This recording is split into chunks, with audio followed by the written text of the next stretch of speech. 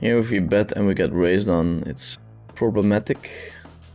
Also this board hits him harder than it does us, so...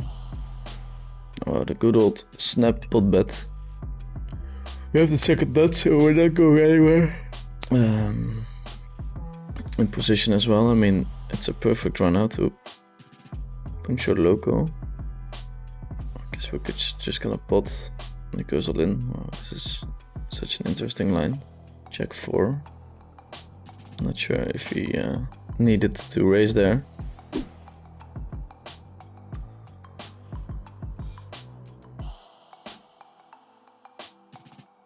A misclick on the right hand table. It's not gonna change anything much.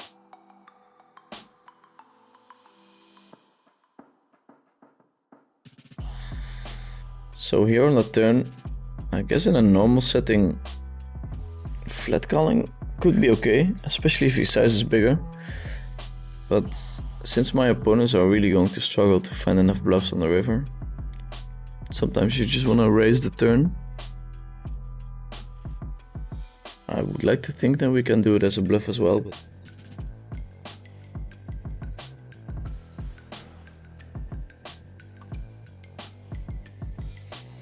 does find the call. Tough hand to fold. Pretty sure he would have checked it back on the river.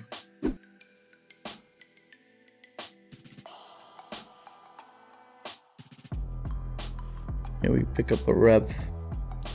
Raising is an option, of course, but I think here on the turn we just bomb it. We're holding all the aces, he does not. We have jack high, so fold would be amazing.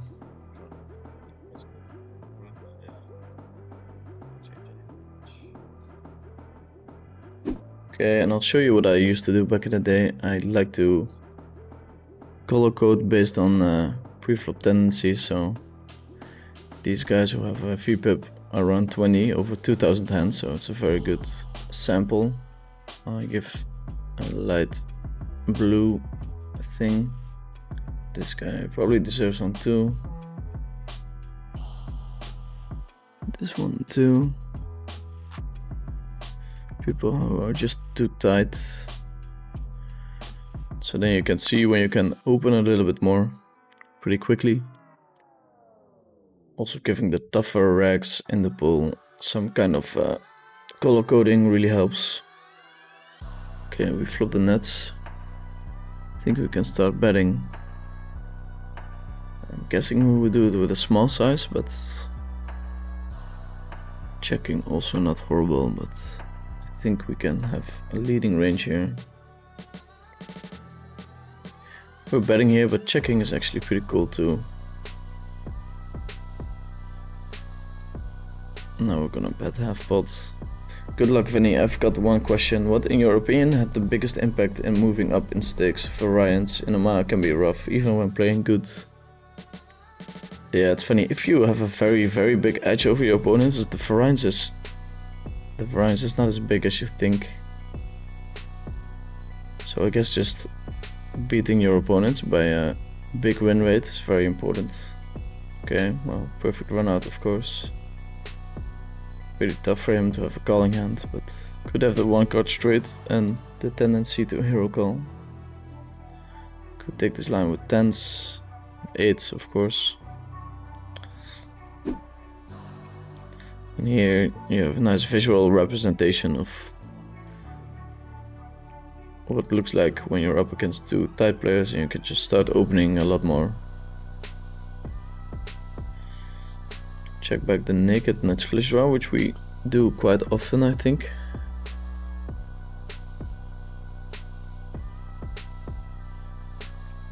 We find the pot bet and he finds the call. Actually had a very nice hero calling hand. This timing was off. You should do a 400 NL 4 table heads up battle and the chat has to guess which one of his opponents will get stacked first. One lucky guess will get picked. I think it's too tough to play and to do that at the same time.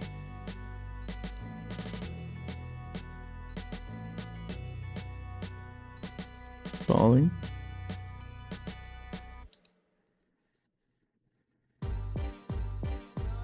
Call again. It's already getting close. We haven't picked a low frequency card yet. Going to go ahead and assume that my opponent doesn't overbluff here,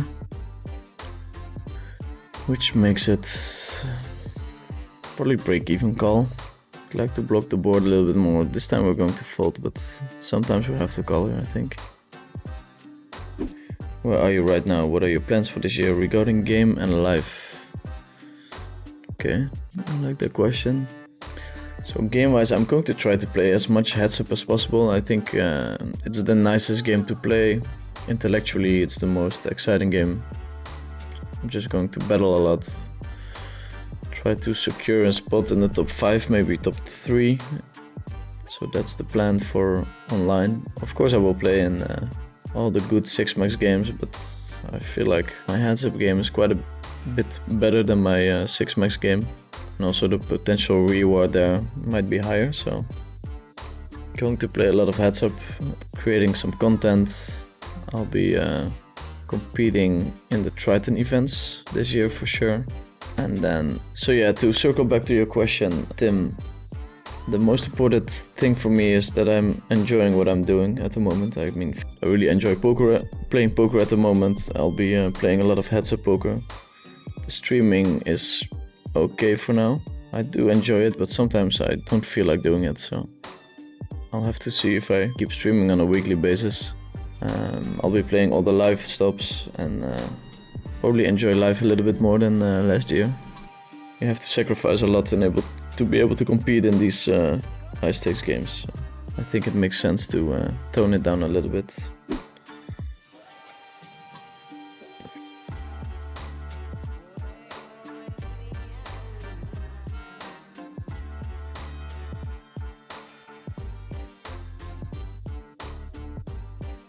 Bet and we get pot raised. Feels like sometimes we jam here, like calling not super attractive. It feels like it's more a bluff than anything. Let's see what my opponent has. Yeah, we're in pretty good shape. Calling and see a non-diamond roll-off is nice as well, but yeah, 8, 9, 10, pretty dangerous. Same for jack, king, queen.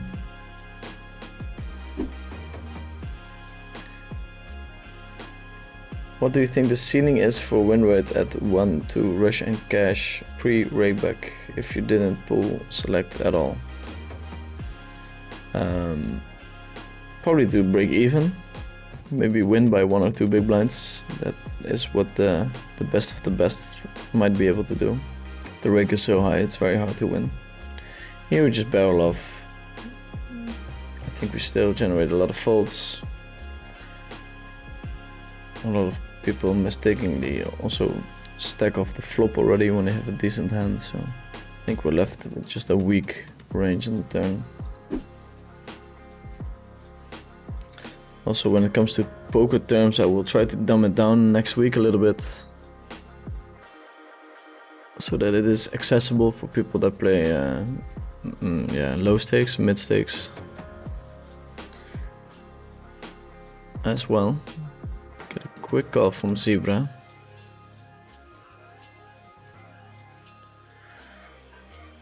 Zebra with some quick calls. We go for the whole shebang. Wow, ace king. That's I mean, on the one hand a very good hero calling hand. On the other hand, not really snap call on the river, I think, but I might be wrong. You're really getting paid today.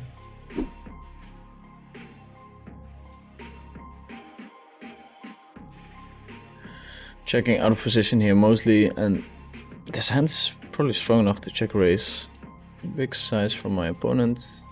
It's not gonna change my my idea to pair with a net flush draw. Super strong hand. We're out of position as well, so taking away his positional advantage by raising is nice here. 4 on the turn. Checking is an option. I think we just wanna bet small with our range. Go all in on the river. Get the call from our opponent.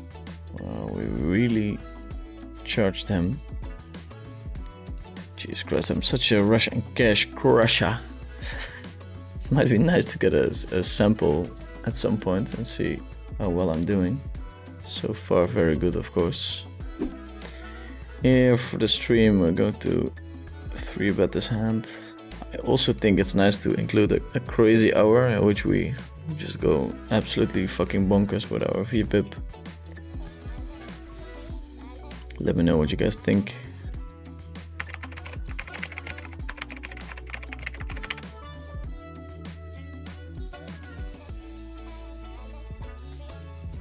Here is his legend. It's very close. Going all in, hoping for a fold. We get a call. That's bad news.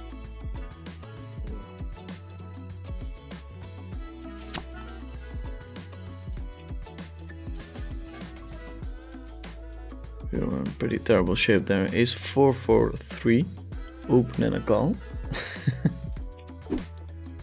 Let's see, here are the results of today. Up $1,600, $1,200 in EV. For the all-in or fold, we did horrible. So let's include that as well. EV graph, even in EV, 4.5k down. Probably not a great idea to do that too often. Thanks everyone for watching. Of course I was a bit tired coming back from 2 weeks of holiday, drinking this weekend, but thanks everyone for tuning in. Next week is going to be big. I'm going to think about what we can do to make it as exciting as possible. Get a lot of content so that we can keep on posting while I'm in Jeju. And of course, of the Jeju trip, I will be making a nice little vlog and have an update on Instagram every now and then.